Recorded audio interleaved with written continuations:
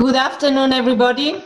Welcome to this session of the Connect University on women in cybersecurity. You will ask me what is Connect University. Well, for those that are not already addicts to our sessions, Connect University is a knowledge-sharing flagship of DG Connect from the European Commission that aims to inform EU staff, but not only, also all of you that are watching us from other places, the general public in general, about latest news on digital trends. So the idea is to share information, to foster inspiration, identify opportunities, threats, and to enable synergies between different communities, the EU institutions, the industry, academia, international organizations. And today we are going to talk about women in cybersecurity. For you to know also that if you are interested in the subject, this is just one of a number of activities that we will be carrying on this week. There will be a masterclass. ENISA, the cybersecurity agency, is organizing activities as well. Today, if you want to participate and engage with us, please don't hesitate to use Slido. The code for this is hashtag women in cyber. So please, all those that are also watching via YouTube live, engage, ask your questions, and I'll try to pass them to the speakers.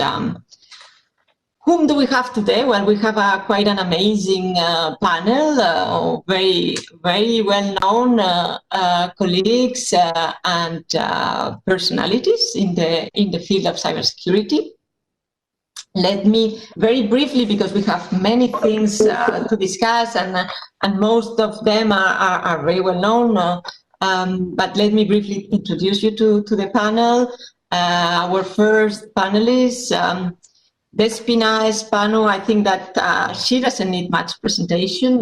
She is the head of cabinet of Vice President Finance of the European Commission, that is overseeing the European Union's policy on security, migration, asylum, health, skills, education, culture, sport, well, really all the important matters.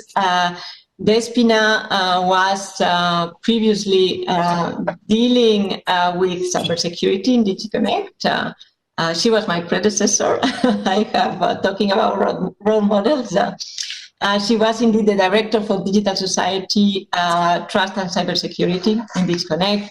And previous to that, she has had a very high-level post in the Commission as director, also on other matters, including consumers.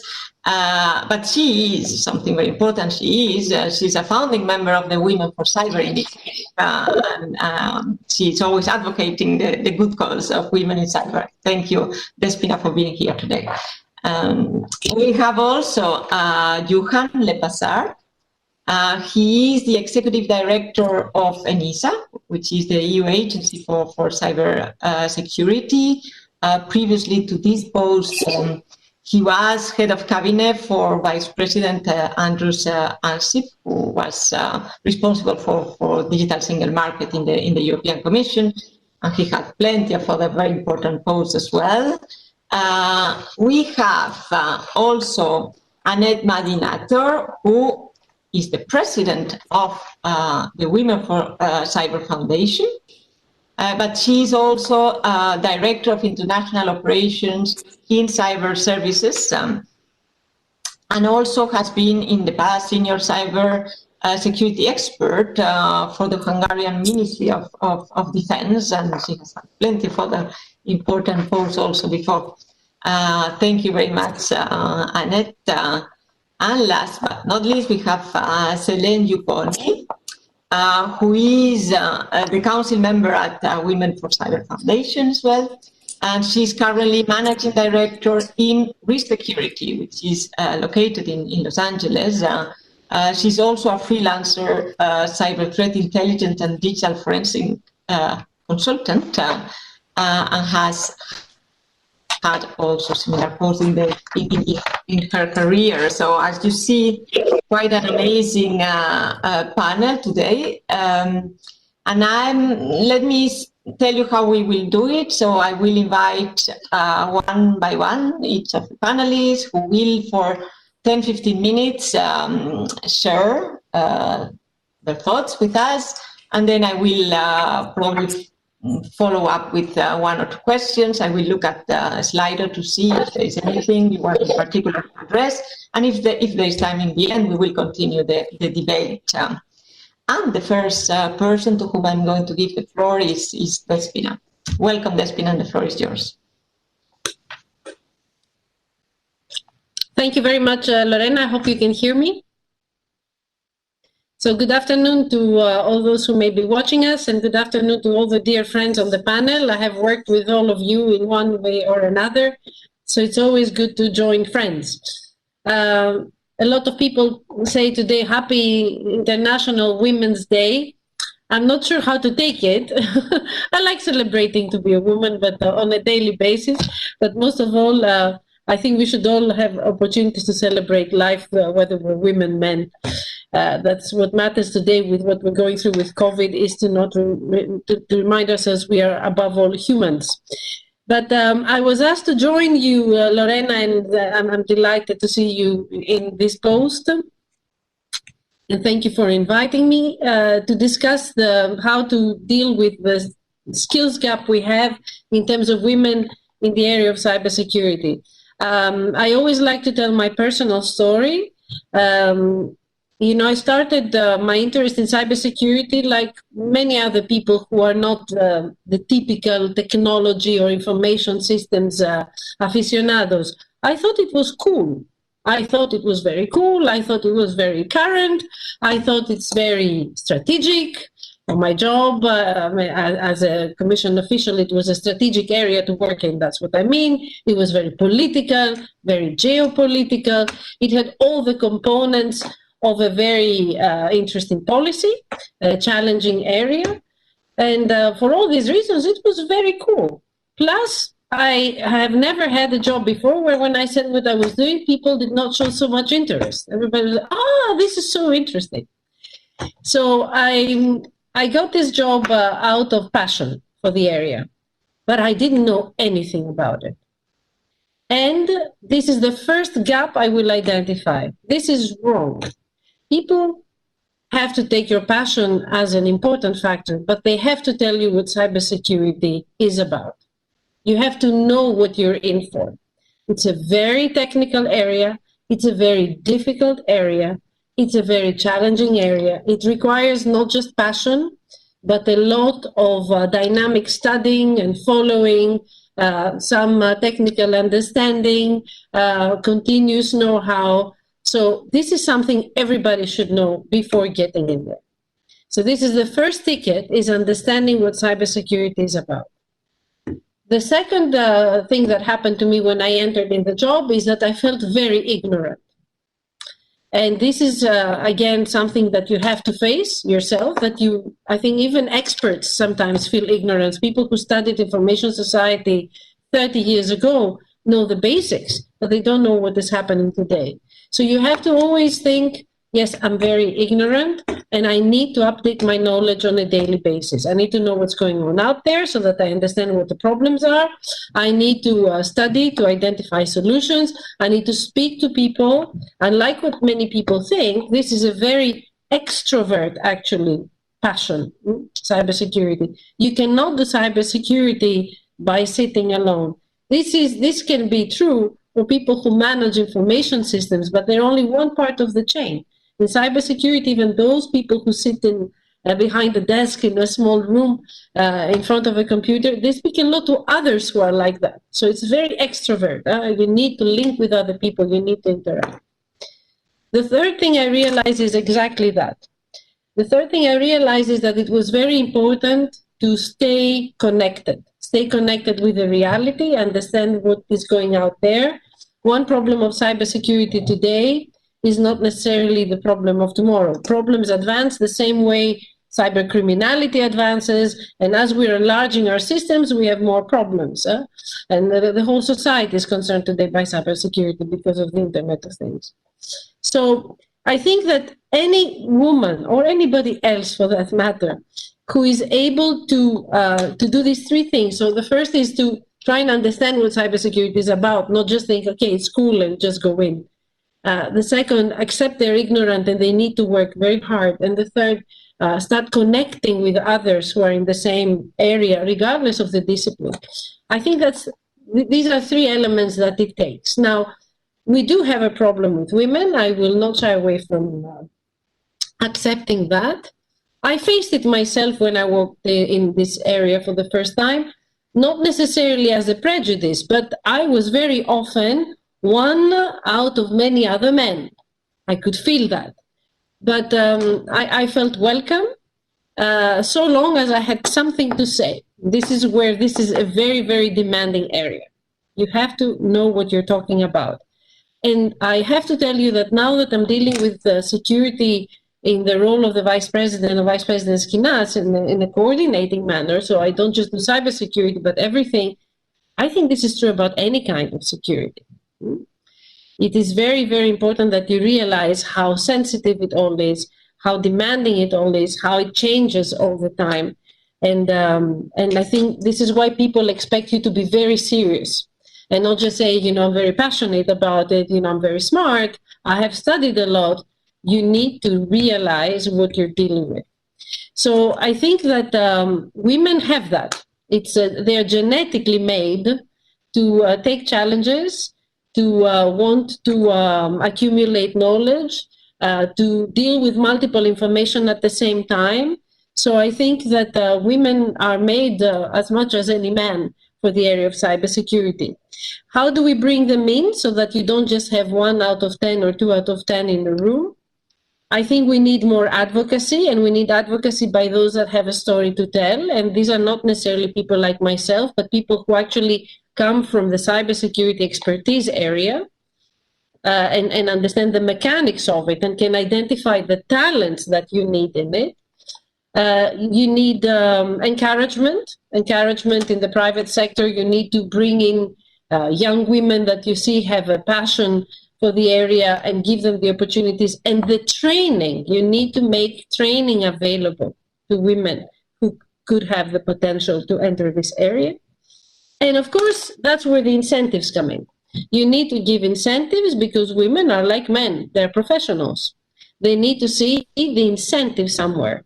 So if you provide training, going back to encouragement for women with an opportunity for a job, something that many public administrations are actually doing today because of the skills gap in cybersecurity, they take young students fresh out of university, they give them traineeships, and then they invest in them by offering them long-term jobs in the public administration.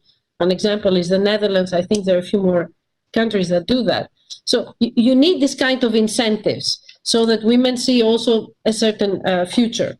So I think if you have this societal approach to it and everybody gets involved, we should be able to have more women in the area of cybersecurity. I think it will only be good. And then in parallel, we can bring in professionals that are already achieved professionals, exactly because of the interdisciplinary approach of cybersecurity. If you look at cybercrime, people who solve it are not just information analysts and people dealing with technology. They're police investigators, you need to have judges, you need to have lawyers. And the more they have an understanding of cybersecurity, the more cybercrime they can solve for us. So I think you can also bring we need experienced professionals to tell us how do you deal with certain problems that are of horizontal nature, not necessarily linked to cybersecurity. I hope I have given my 5 cents into this, and I will continue to follow the discussion so that we can talk some more about it. Thank you, Lorena. Thank you, Crispina. This is I was taking notes because, of course, this is all I have to learn from you now. I wanted to just ask a follow-up questions.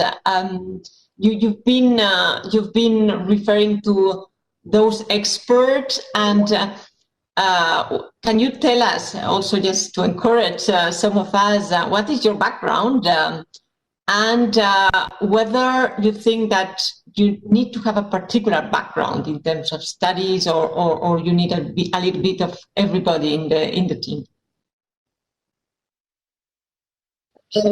Yes, so cybersecurity is interdisciplinary by excellence. You need all disciplines, but you can't do anything unless you have specialists on it. Specialists meaning people who know how to work on these machines that run the systems. And we don't have enough of those, and that's the basis of it. We need to have the experts there, the technology specialists, the information system specialists. So that's one. But then once you have that basis, and you have cybersecurity norms, cybersecurity protection systems, you need all disciplines. Personally, I'm a lawyer. I have studied law. I came in for the policy side of things because I knew how to draft laws, how to negotiate. I had experience in the areas of security, of safety. That's what I brought in. But again, without a little bit of understanding of how cybersecurity works, I wouldn't have been able to contribute much. So that's something we should not forget. So you need, for sure, all parts of the legal chain, because again, as I mentioned, you will need a judge at some point if you're into a crime investigation, cybercrime investigation. You will need people that have a criminology background, because cybercrime has to be studied. You need people who are capable of working with law enforcement. You need law enforcers. You need sociologists who understand the whole being of cyber criminality and cybersecurity. So honestly, it is the most of these technical sciences that requires all disciplines. And again, with the right training and a lot of passion, I think anybody can do it. But you need to have training available, and that is a challenge in itself. Myself, when I was looking for this training, it was difficult to find. You either have to travel to find it, or it is very expensive. So if you want to create incentives, you need to do like Connect University does sometimes, these technical courses by people who understand, so that you offer the understanding. Thank you very much, Despina. I think this is a very important point. It's really one of the subjects which is so interdisciplinary, where really you need a bit of everybody, but you need the expertise. So thank you very much. Now I'm going to give the floor to Annette. Please go ahead. Yes, can you hear me? Yes, we can hear you. Yeah, okay, thank you so much. Thank you, Despina, for this brilliant opening. Because you mentioned a very important thing, I guess, that we have to be there and we have to be present in the situation. And us women who want to participate successfully in the cyber domain, let's say, we have to be relevant. I think it's exceptionally important, and I really love that you said that. My presentation is also slightly related to that. I will speak about how many women are in the community, how many women are part of Women for Cyber community. But this, what you said, that women have to be relevant, I believe it's extremely, extremely important. Also, I think we are just as relevant as men, but that's in brackets. So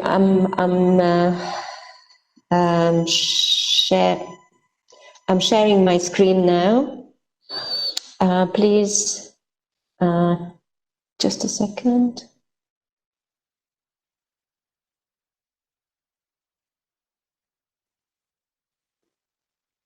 Hopefully you will see it now. I hope you can see that.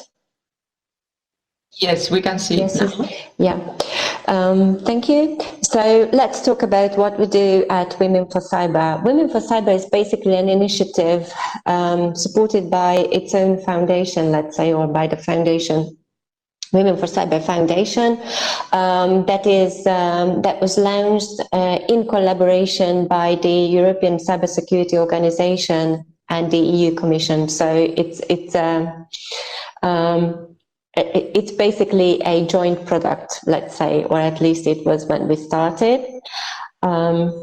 And the Women for Cyber Foundation aims to bring as many young or even senior ladies into the cyber community and make them visible in the cyber community as possible. This basically serves one reason, or 1+1 reason. The first one is somehow to help filling the gap, that gap, which means that we don't have enough cybersecurity experts in the European job market, but that's true for all over the world anyway. Additionally, the secondary goal was to include and involve those women and make them visible who don't have a STEM background, but still have a sort of share in the cybersecurity domain or have their role in the cybersecurity domain. So basically that's the goal in a nutshell, and these are the 6 main areas where we are active in. The first and perhaps the most important issue is that we want to make, just as an awareness campaign, we want to make ladies in the cybersecurity domain visible. We want to help them with best practices and with female role models, so that they could rely on how to do this, let's say. The second point that we have as a goal set is tailored training programs for women. I will go into more details about it a bit later in my intervention. The third point is to help assist and guide women on the cybersecurity job market. This was already mentioned. The next one, point 4, is also very much related to this. Somehow still we feel that we need to talk about it separately as well, is guiding women in the cybersecurity field, especially in the research and innovation area, and the emerging technologies area. I believe it's extremely important, especially if we take that seriously, that EU wants to reach the status of digital sovereignty and digital autonomy. Number 5, or point 5, is supporting EU and national policymakers, and to sort of guide these policymakers towards having or providing women more opportunities than those are provided now. And obviously, number 6 speaks for itself. It's international and national partnerships. Now, this will be extremely important. I will come back to this as well a bit later. How we do this, it's always a question that we face, because every initiative and every foundation does its role well if, let's say, the big words can be translated to something that is real and tangible. Obviously, as we are a non-profit foundation, we have to have our donors, and we have to accept donations that we do, obviously, very happily. On the slide, you can actually see the information via which you can donate. We can accept financial donations and in-kind donations as well.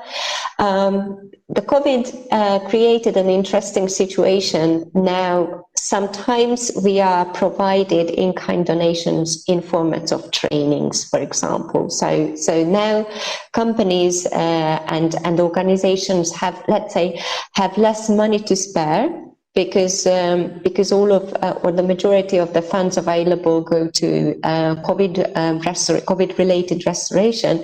That's why we decided on accepting in-kind donations as well, and this actually has become a regular thing by now. On the slide, you can see the 2 largest latest latest donations. Here I take the floor, obviously, without mentioning it. Okay, I don't want to be political and biased, but we are really, really grateful to those who still manage to donate. So thank you again. And I'm just encouraging every organization to donate, because the money that donate, it actually goes to the right place.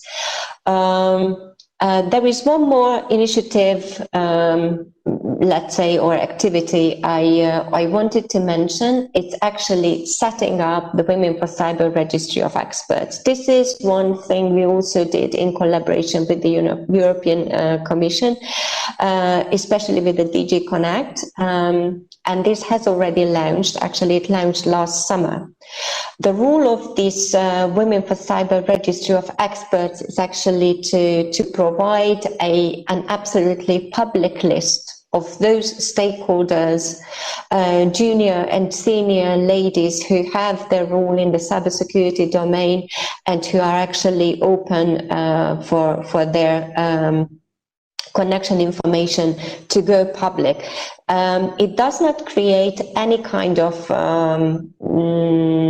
let's say, new platform, from the sense that it's not a new LinkedIn platform or not a new social media collaboration or anything like that. It's basically one registry. The original idea how it came from, perhaps it was when we talked with the spinner like 1 or 2 years ago, that when we had the invitation to certain cybersecurity conferences and speaking events and speaking opportunities, it's actually, after a while, quite hard to find enough women who can participate and who can be relevant. And it's not because there are not enough women who can be relevant, but it's because we don't have their availabilities. We don't have their connection data. So the original idea why we actually set it up was like, we want to have at least hundreds of women whose connection data we have, so that if we start to organize something, we could actually call the next person and create diversity in this domain, and to provide as many ladies the opportunity to speak as possible. Since then, there are more than 100 ladies who provided their connection data and their availabilities. So this is one thing that we have started using on a regular basis since then. Okay, next one I wanted to mention is our role model campaign. Up to now, there are 10 role models showcased. These usually go via LinkedIn. And the role models are given these basic 3 questions, and then in the second part of the interview, they're actually free to speak about what they think to be relevant. So we always come back to this expression. I love it. Like, women need to be relevant. Yes, our role models are relevant, I believe. They speak about their current positions, their career paths, and they also provide advice to the young generation. This is additionally, being a role model equals to being a council member in many cases. So this is actually one more visibility to our council, Women for Cyber Council. Yes, and let's see what comes this year. We are actually at the very end of editing the book on 100 women in cybersecurity in Europe. This will also be available in hard print. Just telling you, just hinting you that this will be available quite soon. This is basically a very thorough and, I believe, valuable selection of those who have some kind of footprint in the cybersecurity domain. There will be interviews published with these ladies, and there will be some additional interviews published in the book. Our aim is to have the data is a little bit outdated because we are much over 100 applications so far. Anyway, so the point is that we want to give quite a thorough overview of who are those ladies in Europe who are at least in C-level position or close to it, and they are in cybersecurity, and some of them are not that well known at the moment. So we want to give them visibility. Why it is, we also want to celebrate the first 2 years of the foundation with publishing this book.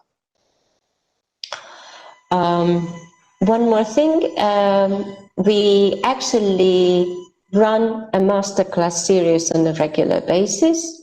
These are just 2 snapshots of it. It's not about me advertising myself. This slide was actually prepared by my colleagues and they thought it's a nice idea. Thank you for that.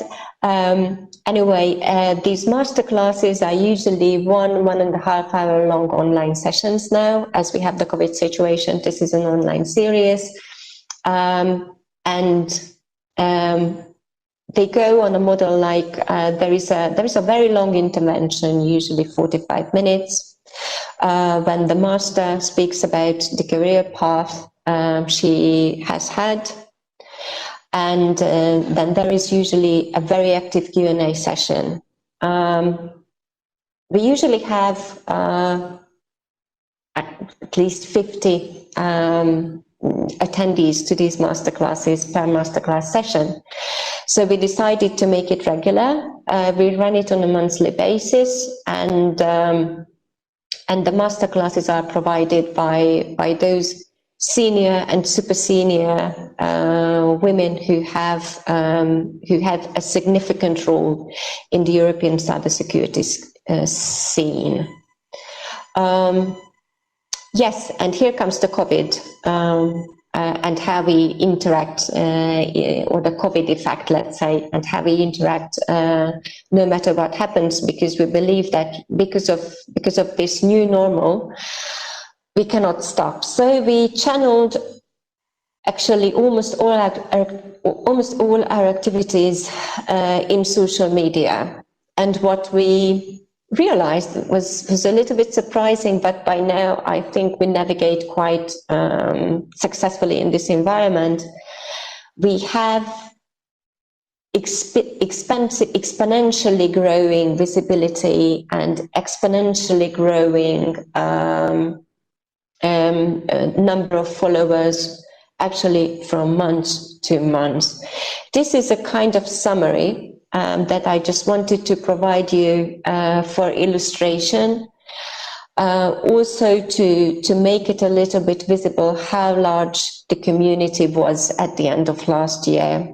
Our outreach is way above 3,000 cybersecurity related ladies. By now, I think it's an extremely good and valuable achievement, considering how small we are as the foundation and the secretariat behind. And why I'm saying that, I want it to be encouraging for those ladies who feel that they are a little bit alone, because they are not. They just need to join the community. And soon they will find themselves in a community with more than 3,000 members. Full stop. I hope I make my own impact on this as well. This slide shows you just an insight into our booming partnerships. Obviously, we have a very strong partnership with the Commission DG Connect. I mentioned how and why that is. We also have a good working relationship with the United Nations ITU. We are working on how we can have our collaboration, or how we can make it even more practical. We also participate in the European Cybersecurity Organization's Cyber Investor Day series, where there is usually at least one lady being in the jury. And we have ongoing partnership, and we are still exploring how we can practically cooperate. But I also believe that it will be a practical thing. It will become practical. Our collaboration with the European Institute of Public Administration. We think it's extremely important because we want somehow to influence the public administrations to make their policies, so in their policy making procedures, as I already mentioned. Okay. National and international chapter documentation is not really interesting for the community. I believe it's interesting for us insiders, but what is important is that by now we have a quite established application procedure for national and international chapters. And why is that important? The foundation has grown a certain maturity by now. I think I can say that because by now we have 19 national and international chapters up and running in the organization and supervision of the European Central Foundation, if I can say that. These are formal and informal chapters, but our outreach, our official outreach now covers 19 national and international units. All of these are Women for Cyber. Women for Cyber Spain, North Macedonia, Albania, Lithuania, Luxembourg, Serbia. We are just now starting a pilot in the Asia-Pacific region, Italy, France, Finland, Poland, Netherlands, the North Baltic regional unit, Germany, and Bulgaria in collaboration, Switzerland, Denmark, Czech Republic, Portugal, and Kosovo. So I believe I can say that we are the initiative, we are the unicorn of the initiatives in Europe, and we are very happily taking this role further. Thank you. That was what I wanted to highlight you on the International Women's Day. And I'm absolutely open to questions if you have. Thank you very much, Annette. I'll ask you just one follow-up question. There are indeed, I mean, and this is impressive, the work you've done, you are doing, a lot of initiatives to try to attract women in this field. What is important also to try to retain them? I understand there is also the issue of how to keep them. Do you have any particular advice on that front to retain the talent? I believe, and I will come back to this being relevant again, if I may. I believe that so if you think about the initiative and the foundation itself, the foundation has to be able, and the initiative has to be able to come up with relevant content on a regular basis. This is why we started our masterclass series, and now we are working on a mentorship program, for example, which will be able to retain tens or dozens of young women on a regular basis, like for one half year, one group for 1.5 years.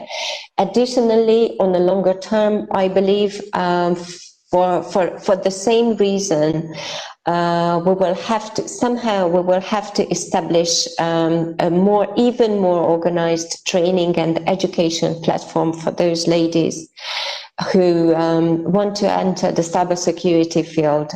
And when they come out of training and education, they have to be provided a valuable human resource scheme. So what we are also working on, also with in collaboration with the European Cybersecurity Organization, EHR for Cyber Task Force, is and also with ENISA and the pilots, the 4 European, at least one of the 4 European pilots is collaborating in this new activity. Let's say that we are trying to to understand what's the real need for female talent. So how many ladies have to enter the cybersecurity job market so that the current need for new cybersecurity experts could be filled with ladies at least to 50%. The other 50% need to come from the men's side, obviously, if we want to be gender neutral. But for that, we have to educate the HR to provide those incentives that are valuable for women. If we can do that, I think we can win a lot on the long term. Thank you very much. Thank you very much. And I think really the initiative that we launched last year on the registry, I think is fantastic. So that there's no excuse when we are told, oh, sorry, there's no woman in the panel, we just couldn't find anyone. I think this is really fantastic. I mean, no excuse. They are there, you can find them. So it's an excellent job. Okay, let's give now the floor to Selene. What can you share with us, Selene?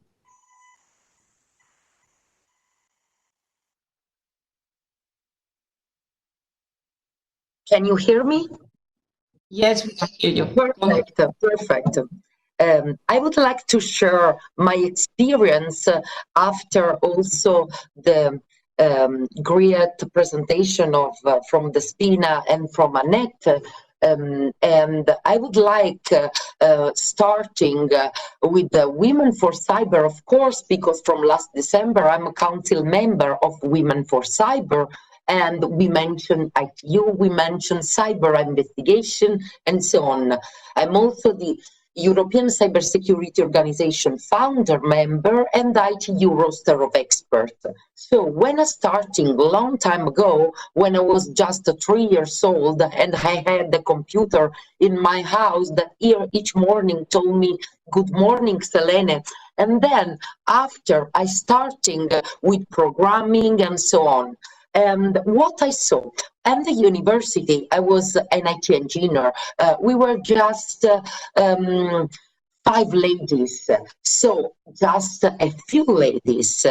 And also, when I'm starting now to set up, thanks also from the Women for Cyber Europe, I'm setting up with other 2 my colleagues in Italy, Women for Cyber Italy chapter.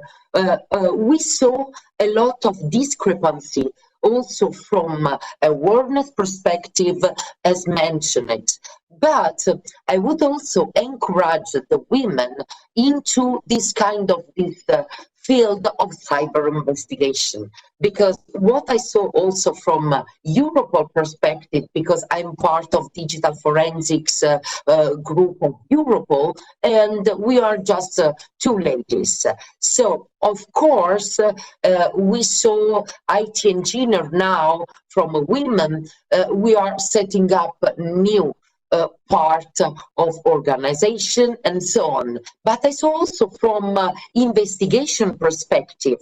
So it's not joking, but we had our 60 cents. So from a cyber investigation perspective, I saw that women, also my colleagues abroad in US or all in other countries all around the world, we arrive to the goal to solve problem in easily way, because it's our 60 cents, but it's also our curiosity, because curiosity is coming from a female. So from this other kind of field of digital forensics, cyber investigation, and so on, we saw that is coming new other skill, and we can merge other skill, for example, from legal perspective, psychological perspective, because we know from all other fields or criminological perspective, coming a lot of other women, and just a few from IT engineer. So just to promote, but also I would like to mention from geopolitical perspective, we are also some solving problem. And I think in very near future, and I took also this kind of a specialization, and I know also from the European perspective, we have a lot of ladies that speaking about cyber diplomacy. So also in this new field, the cyber diplomacy lady can help a lot. And a lot of time we can solve problems in other way of men.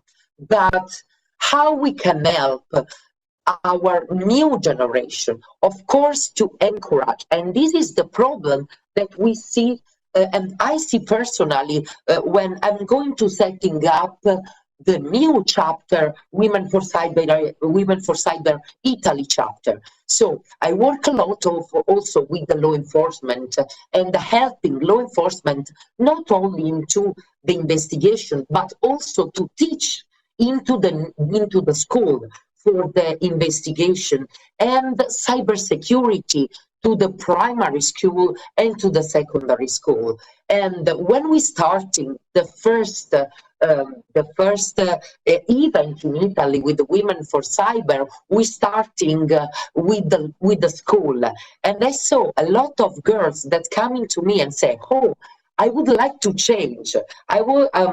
To change after your presentation, because you explained that it's not just a field for men, but it's also field for women. And you are women, and you starting a long time ago with this kind of investigation, awareness to teaching into the school, master, and so on. And so this is also the goal, supporting young women when choosing the university studies. So, and this is a real case that we apply in Italy, but I think also we can apply all around the world with our project. And I think it is good to encourage new generation. We know we can attract the women to cybersecurity with the new field, cyber investigation, digital forensics, with the terminology of women. For example, with my company, we are doing, and the managing director, Security for Europe, we are doing investigation and discovery into the dark web. So it's about a new kind of field where women, we can become more strong. I think we have a gap, of course, from salary. We can see this in our region, in Italy. We can see this also in Europe, but all around the world, because a lot of time it depends, of course, by the organization, by the institution, but we saw a lot of time that women has lower salary than men. And I think also that we're starting to support and encourage for this some project relating not just to train awareness and so on, but also to helping mom. The mom is the mother, to help all the mother to digital self-defense for the new kind of threats, emerging threats, cyber stalking, cyber bullying, cyber grooming, but also to help institution, for example, and also law enforcement institution as Europol and others to fight against child pornography. So there are a lot of programs, there are a lot of new kind of approach, and I think we can give our support to all these kind of new fields. Thank you.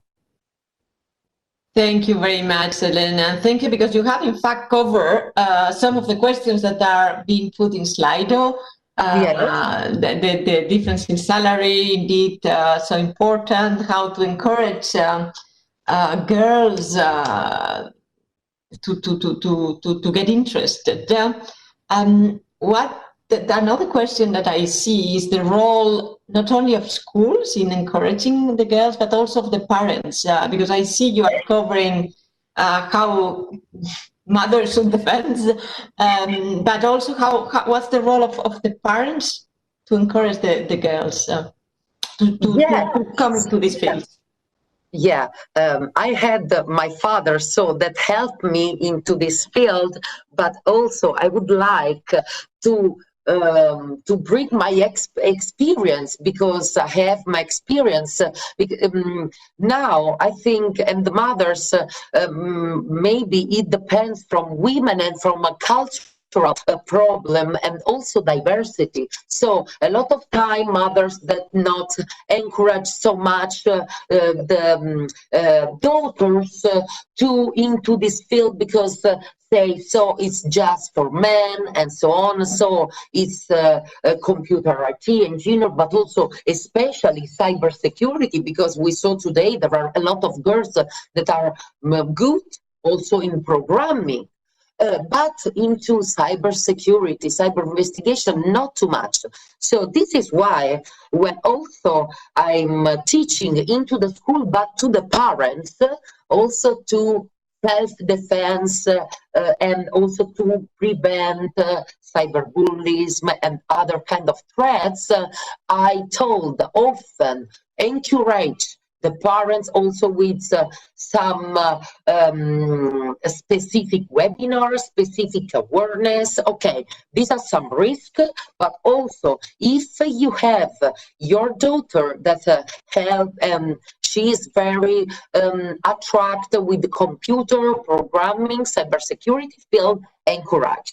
So this is just with to know to public with the awareness and to the webinar to public a lot, because I saw there are we starting with the Women for Cyber, and thanks to our president with Annette Madi here, and we have a great and long job to do in each different country, because our not only the daughter, but the parents help the parents to encourage the children to into this field. Thank you very much. In fact, it's difficult to see how what's the path in the brain to choose one field or another. I remember, if I can share also a personal experience, my daughter, she's studying engineering, micro nanotechnologies, and I'm a simple lawyer. Her father is a simple lawyer as well. We are not into these. And one day I said, I mean, how did you end up choosing that? I mean, she didn't have a model, at least in her parents. And in fact, something that might be interesting, and I don't know, it's the brain of girls that work like that. She chose because of what she could do with it. So it's not so much because I like, engineering, and she was rather thinking about the ultimate objective with these. And in her case, it was to build, things for the body. I mean, to help people walk and things like that. And she said, yes, I saw that this was possible. And then I thought, what should I study to be able to do that? So maybe it's a way to put things, maybe we are more pragmatic and we want to see the result. And if we explain, in fact, look what is happening. I mean, how many people in danger by following this path, you can help. These people can be, I don't know, I'm not an expert in motivating people, but maybe indeed we should be pragmatic. Thank you. In any case, we will come back to this. And now I'm going to move to Johan. Are you still there, Johan? I am still. Good, floor is yours. Welcome. Thank you very much for inviting me into this panel. And firstly, I want to say everybody that it's a great honor to be the only male representative in this panel, but also that the number of issues that were raised remind me that actually I'm also a warning that female advocacy of cybersecurity can also draw more men into cybersecurity. And I think if I look upon my career, I'm not also a ICT engineer by background. I'm actually a political scientist. And the reason why I choose cybersecurity path was because there were a lot of very inspiring women dealing with cybersecurity, and what did not inspire me only was the fact that they were women, but of course they were very knowledgeable. So good expertise is universal, understanding of cybersecurity is universal, it's not gender-based. However, I think it is important that we talk about gender in cybersecurity and diversity in cybersecurity. And the reason why I think it's important is what Despina said in the beginning. Cybersecurity is a discipline that is becoming more and more interdisciplinary.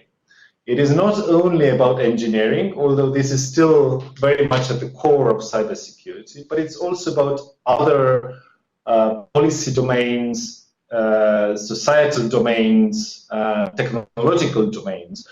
And it is in this sense horizontal. And it's important that when we do cybersecurity, we take a holistic approach. And we take an approach which includes all different players and all different facets of the knowledge.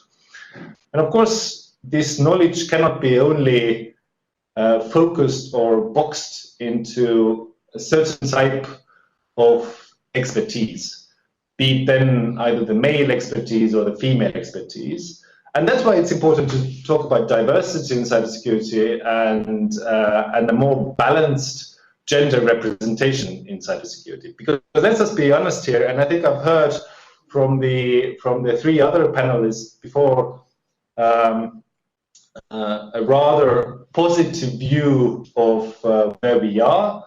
I would say we are still in a very dismal place. And I just look at my own agency and to see how do we deal with diversity. Now, 37% of the experts in the EU Agency for Cybersecurity are female. One can say that if you look at the overall level of STEM education diplomas and where the gender balance is there, it's pretty good result. It's twice more than the average. But I think we are missing a point, because STEM education is not the only education that gives you an inroad to the cybersecurity. Despina just said that she's a lawyer. Lorena said to us, she's a lawyer.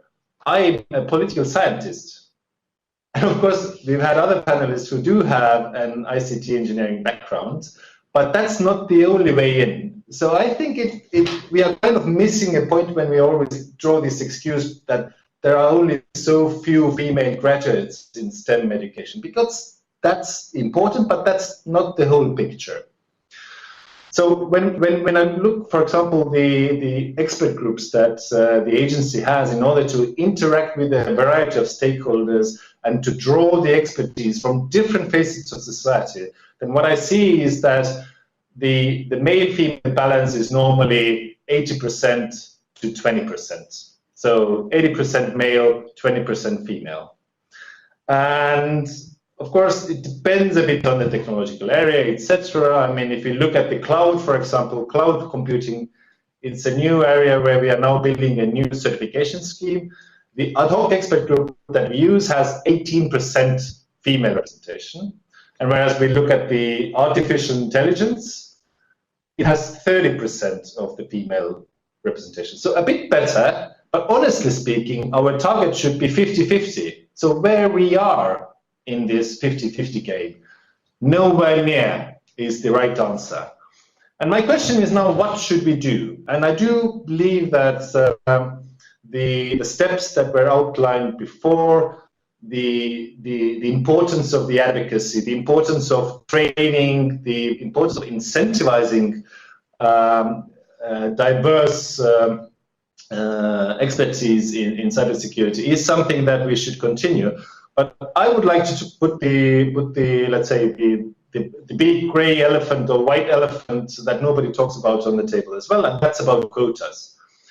Now, when President Juncker, I think it was 5 years ago, said that when he leaves office, he wants 40% of the senior managers in the European Commission to be female, it kind of raised a bit the bar. I would say it was a shock, because it wasn't a shock. And I think the argument of President Juncker at that time was very clear. It's not the lack of female expertise in managers that we have, it's the lack of the yardstick that we use in order to measure new managers. Old managers, mostly male, measure new managers according to their own yardstick. And that happens everywhere. And that's where the quotas come in, because it's a force to bring in a different yardstick. And when we are serious about reaching the target of diverse, balanced representation, 50-50 representation, then I think we need to talk about quotas. And I think quotas are right when it comes to leadership.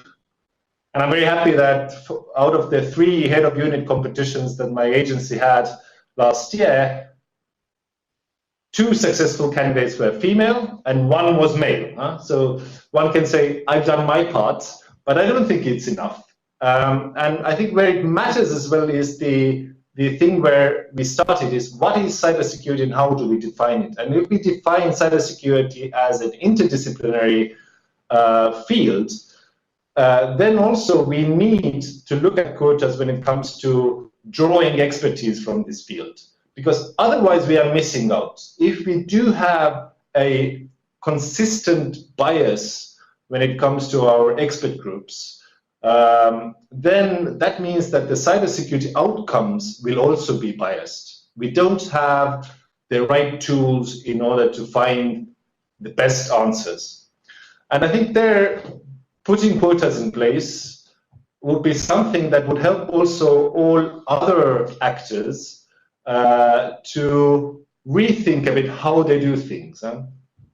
So my novel, perhaps a bit radical idea is that I would like to come to my management board in summer, and in the framework of setting a new strategy for stakeholders for the agency, I would like to propose that the management board would take into consideration in introducing quotas, and not immediately, but after 3 years. We say, of course, we want to move towards more equal, more diverse representation of stakeholder interests. And it cannot happen overnight. We know where the baseline is, and the baseline is that 20% of the experts are female. Bit less in some areas, bit more in other areas, but that's the average. But can we send the right signal to all market participants, to national governments, to educational authorities, etc., by saying that from 3 years from now, we want to move into a situation by 40% of all the expert groups are from female experts. And it's not, again, saying that we give an easier road to certain types of experts. No, that's not about that. I know perfectly well that there are, globally speaking, around 5 best quantum scientists in the world overall, and they happen to be all male. So of course we want to have their expertise, but that doesn't mean that we shouldn't have 5 excellent female experts that have the interdisciplinary aspect in mind when we talk about cybersecurity in quantum or post-quantum world. So I think there is let's say, an opportunity here to put in place certain thresholds, certain parameters of outcomes that we want to see, thus incentivize more diversity in cybersecurity, and as a result, get better cybersecurity in the end of the day. Thank you very much.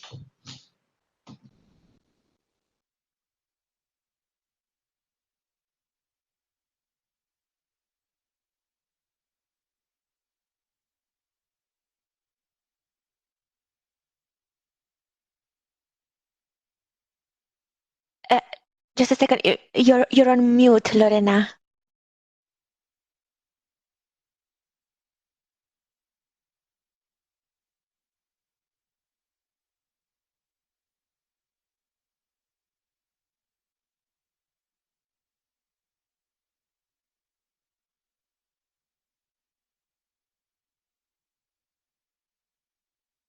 I think she has to reconnect. Yes, while Lorena is reconnecting, let me jump in. And my personal coming out goes to basically to the community. I don't have a STEM background myself either. My background by diploma is in history and linguistics. I was also very heavily involved in political science, also a little bit in psychology, but I didn't do my practice. So I just wanted to mention this because I believe it's extremely important to understand, as it was mentioned by many speakers of today, that cybersecurity is not solely for those who have a STEM background, no matter whether those are female or male characters. It doesn't matter. Expertise, relevance, knowledge, dedicatedness, persistency, these are the ones that matter in cybersecurity, and also that you should see things from interdisciplinary perspective. Thank you very much, Annette, and apologies. We knew this could happen. There was software being installed automatically, so we knew at one point I would be slightly interrupted, but now I'm back. Thank you very much. Of course, Johan sent there a suggestion. Of course, if there are any reactions from other panelists to Johan, you know, Johan, that in the field of evaluators for projects in Horizon, at least we do that for evaluation expert, precisely to avoid bias in the selection of projects. We do have targets that we do meet for evaluation experts. So now you are proposing to not in the field of cyber, but in general for all type of projects. So now you are of course going further on this. I don't know if there is any other colleague that has any reaction to Johan's proposal here. Janet, you reacted, but I don't know, Selene, if you have any. No, I think it's very clear, and I think we get the basis today, and we gave also the message. So women can change also the field of cybersecurity, and I think it's important for us and also for the new generation to be safe, be safe for life, and so on. Thank you. Excellent. There are a number of questions also in the Slido. One of them was precisely to the Commission. Are we offering any trainings on cybersecurity? Well, apart from this type of Connect University, where we have these debates, there will be master classes, but normally the Commission, what we do is that we fund this type of issues. For example, we have now a new program, the DigitalEU program, that is a fully new program dedicated only for digital matters. One of the priorities of this program is cybersecurity, and also one of the priorities is digital skills. So this program is going to fund master degrees and trainings also for people already working in the field in cybersecurity. So this is something that there will be the first calls in the summer, I guess. So voilà. Then Annette has mentioned also one of the Horizon programs that is doing a mapping precisely on this type of trainings. I know that ENISA also is offering a university program in Heraklion, so there are a number of indeed trainings. There are other Slido questions that I will ask, and whomever want to jump on them. Annette, you want to add something? Go ahead on the trainings. Yes, to this question, thank you, Lorena. Let me give away a long-term plan. Let me take this opportunity. Women for Cyber Foundation will start working on actually investigating first and then hopefully establishing it. It's like how we can create a European cybersecurity academy for women. I was reading the questions, the Slido questions, and a couple of them refer to how women can get the proper education, how women can get the proper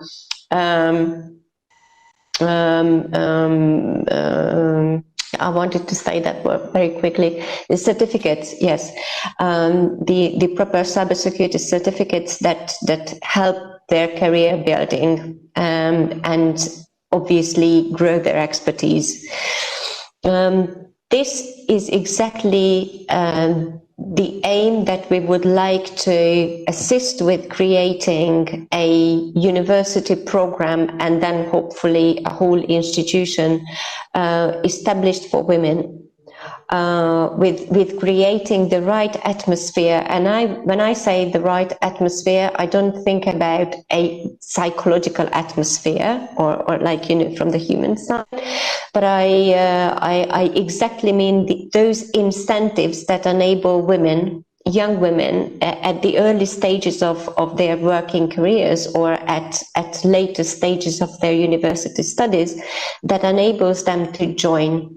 And this still needs to be investigated, how we can enable them to join properly and to keep them in the education for a bit longer than usual. But also through this, we can actually grow the European cybersecurity community a bit more. And that also reflects back or linked a little to Johan's proposal, let's say, on the quota, like how you can establish in a massive terms basically the ratio of having at least 40% of women in cybersecurity domains in specific areas, in specific decision-making bodies, in C-level decision-making bodies, and so on and so forth. I believe if we set up the European Cybersecurity Academy for Women, we actually strengthen this procedure very, very much. Excellent, thank you very much. I think something important as well, or I don't know from how I see it, and it links also to the introduction of Despina. I think that not only it's about having trainings, I think that it's very useful also online trainings. And I say because to be able to be in the post I am, I had to go through a whole process of selection. And as Despina was saying, I went to trainings. I wanted to be trained, to learn. And I must say that it was in the middle of the pandemic, so I really look for online trainings. And I must say most of them I could find were from the US. I followed some of those. So I think that when we think about trainings, and in particular for those that are already in their professional career, also to think also about online trainings, I think it's important. There are plenty of other questions. One of them is about what are the main, because we've discussed a lot about what are the challenges and the fact that, well, there's this need of expertise that doesn't need to be only technical because it's interdisciplinary, but it's an expertise that is very important. But that, I guess, applies to all men and women. We need all to get this expertise to try to, and there come to this field. But I get the question of what are the challenges for women when trying to pursue a career in cybersecurity? If there are particular challenges for women, I have questions here about how to react when you are the only woman in the team, which happens a lot in this field, when you feel yourself, and I am the only one in the room, I'm the only one in the table, I'm the only one in the team. How to react to these type of situations and how to overcome this. Who wants to jump in on? these challenges and this particular challenge? Let me jump on how to react when you are the only female in the room. Back in my NATO times, it happened many times. I can't even count it. That I was the only female in the room, filled with generals and other high-rank military personnel. Usually there was one more female in the room, apart from me, the interpreter. And that was it. And first, it was really weird also for me, but after a while, I decided basically, so I had a very natural approach, I believe. I didn't care. Basically, I started simply not caring about me being the only female in the room. And I realized that it was a very good approach, a very healthy approach, because that enabled me to play my natural leading role in certain technical areas and in certain strategic areas. And so after a while, it became absolutely natural for those male colleagues whom I had to work with, that I'm a woman. And it just didn't matter after a while. Thank you very much. I don't know if Despina or Selena, that I'm sure find themselves often in that situation or did in the past, if there's anything you want to add, or in general to particular challenges. I can add something that is very close to what Annette just said. I mean, it's like any other aspect in life, you need the confidence. You can't enter the security area if you're not a confident person. It's not made for you. It has stress, it has challenges.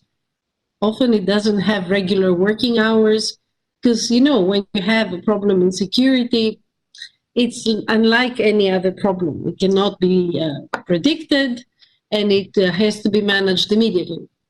So you need confidence to be in that area. And if you're confident, it doesn't matter if there are 10 other women or if you're the other person in the room. I mean, you're a person. I think this has to come from us. It doesn't have to come from the others. The empowerment comes from every person. The same way a man like Johan should not feel lonely that he's the only man in this panel of all women. So for me, this is natural. So I concur with Annette. And I have to say goodbye because I really need to go. And I thank you for this. It was great to see all the colleagues. And thank you, Lorena, for this excellent. Thank you very much, Despina. Thank you. Thank you. We have ourselves 12 more minutes, if I'm correct. So, Selena, did you want to say something? Oh, I would like to add just one thing, that I think if there is one mentor that he's confident and he know his staff, what he's doing, I think we don't care if it's men or if it's women. But I saw into all my career that if we are working, and we have to work more hard than the time. So I think it could be good that it is not very easily as women working in all fields, I think. And if we are good, go away and women power. So it's okay. Thank you. Thank you. Thank you very much. Johan, you want to add something, or otherwise we can move to other questions? Johan, you wanted to add something, or this? My point was very similar to what Despina made as well, and I think confidence is something that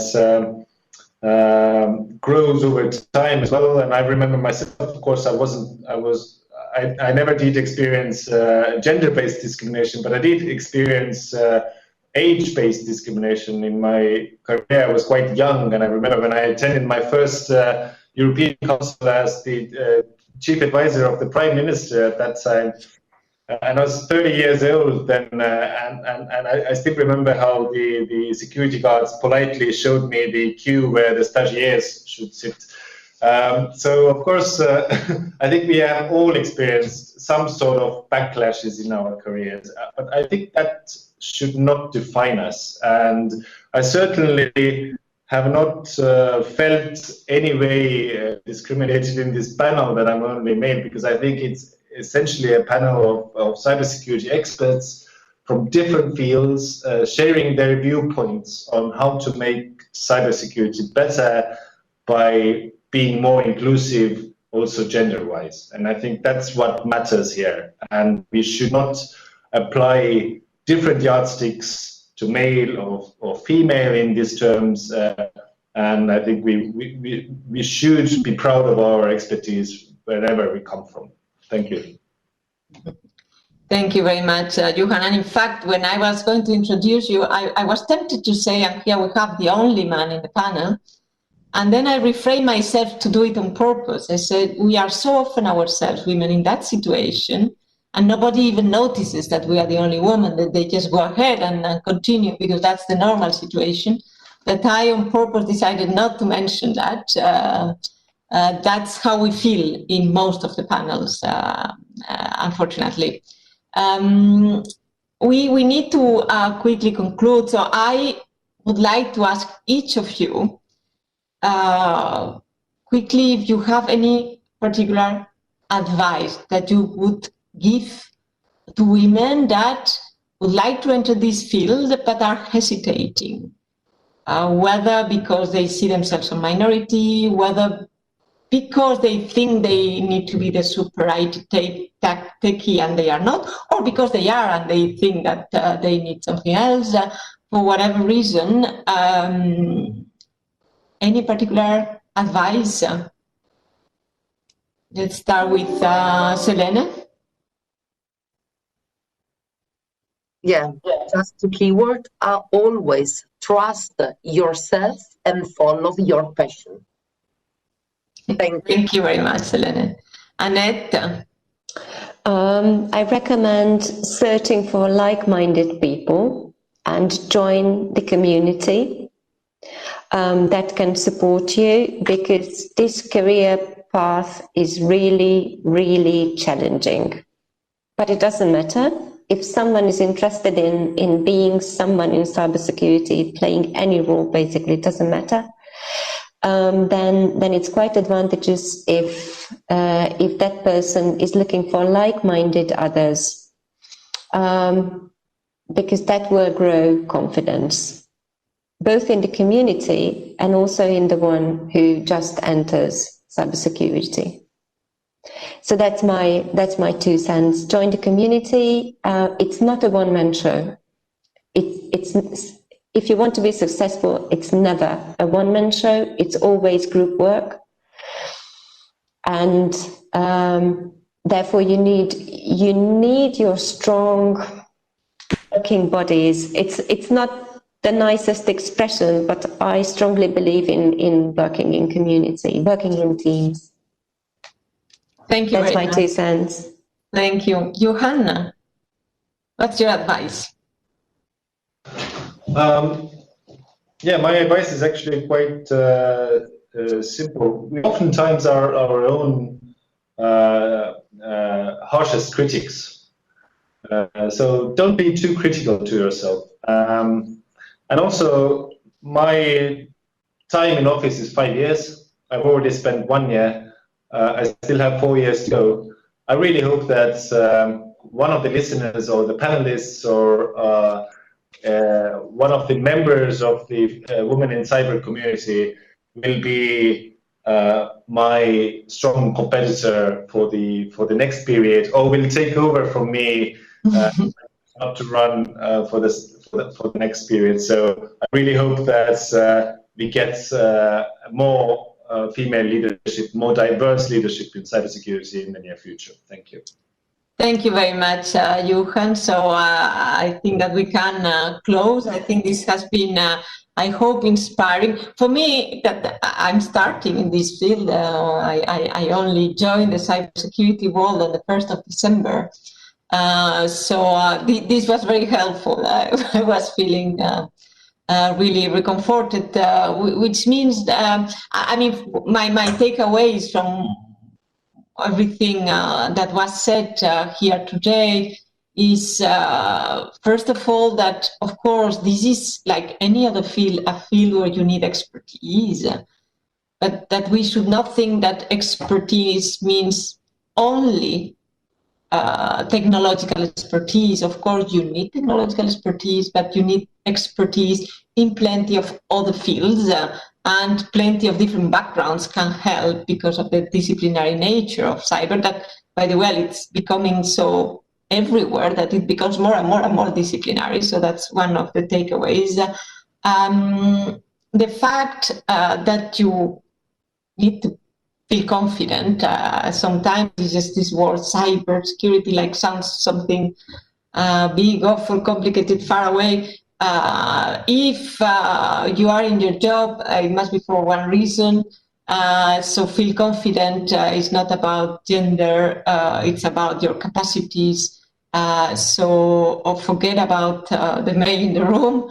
It could be, I mean, there are plenty of things that could be, you could feel the only lawyer in the room or the only engineer in the room. There are plenty of things you can feel in the room. At the end of the day, you are there. If you were invited to the room, it's because you have something to bring.